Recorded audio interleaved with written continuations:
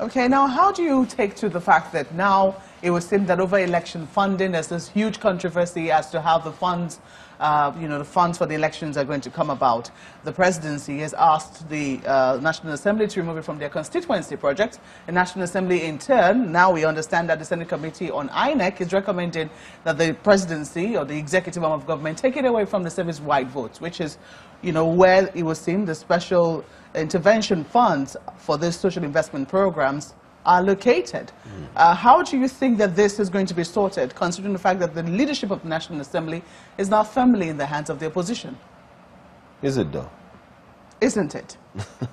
I should ask you.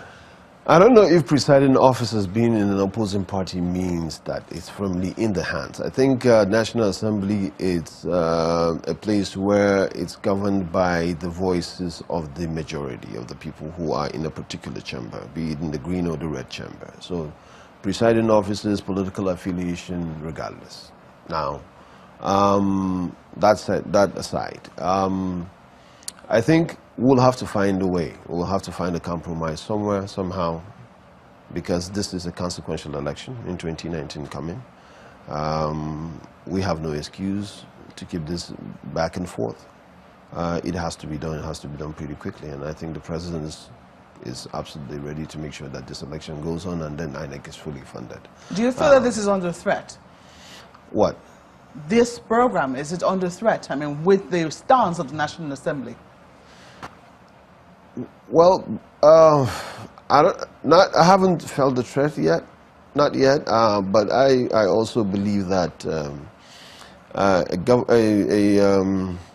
program that is as popular as this is, that is touching directly the grassroots, that the grassroots are rightly giving credit to the federal government that initiated and is implementing it, would be something that probably an opposition member would not be very happy about.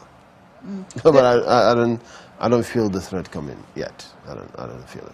Okay, we'll see how that because I believe a lot of people, like you rightly pointed out, have bought into it, and now there's an ownership, there's a public ownership from the grassroots. We'll see how that plays out in the National Assembly, because when you say that they should take it away from their constituency project... I didn't say that. No, not you. I mean, that's what the President was suggesting in his letter to the National Assembly, and they're now telling him, Mr. President, no, you take it away from your social investment programs. We'll see how that conversation goes. Did he say SIP, did they say SIP or the service-wide vote? Yes, which we know, I mean, service-wide votes. We know immediately where that is going to touch. But you're a member of the Board of Trustees. Yes, I am. Can I ask you quickly, is it a functioning board?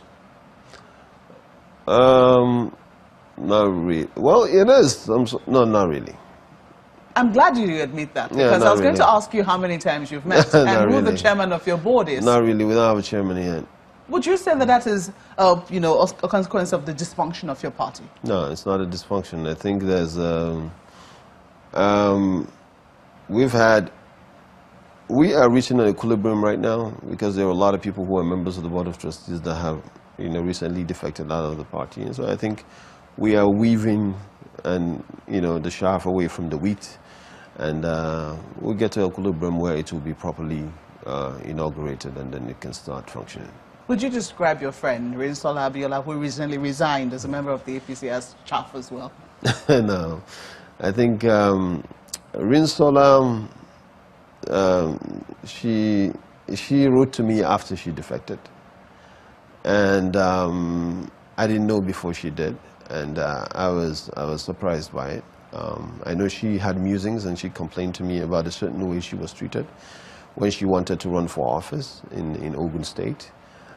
She said she didn't like the way and the disdain upon which she was spoke to, by whoever it is that she was referring to at that time.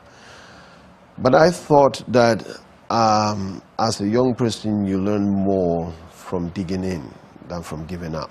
And I try to give her examples of how the battle in a political realm has not always been holding hands and singing Kumbaya. There will always be somebody who will look at you and say, hey, you're not good enough, or you're not old enough, or you're not experienced enough.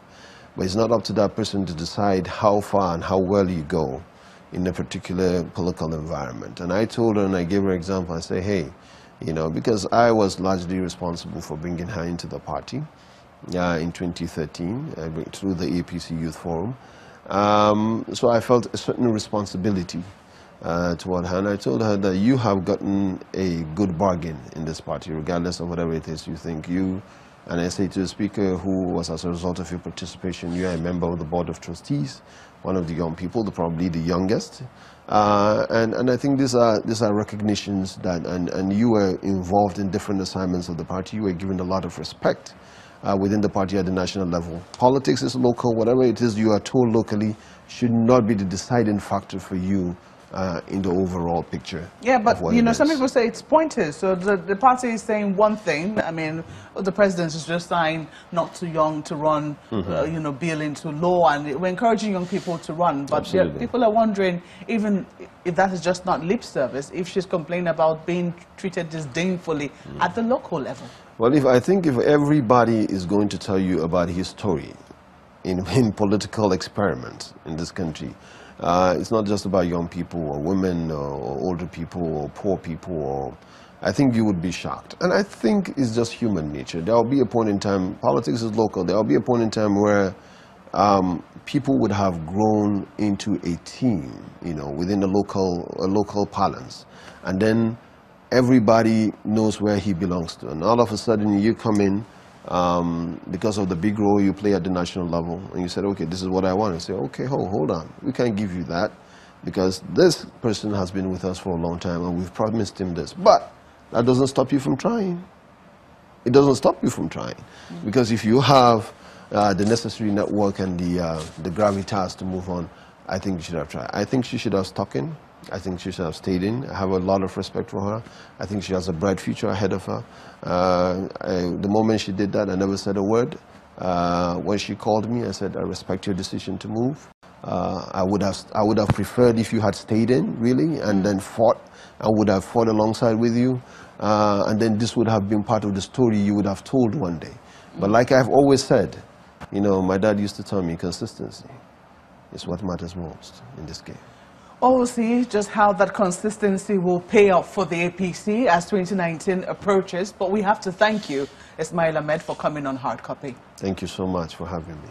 Well, that's the program tonight. But as always, we look forward to your responses. Please write to hardcopy@channelstv.com or tweet @CTV Hardcopy. Thank you for watching. I'm Maokwe Ogunyesif. Good night.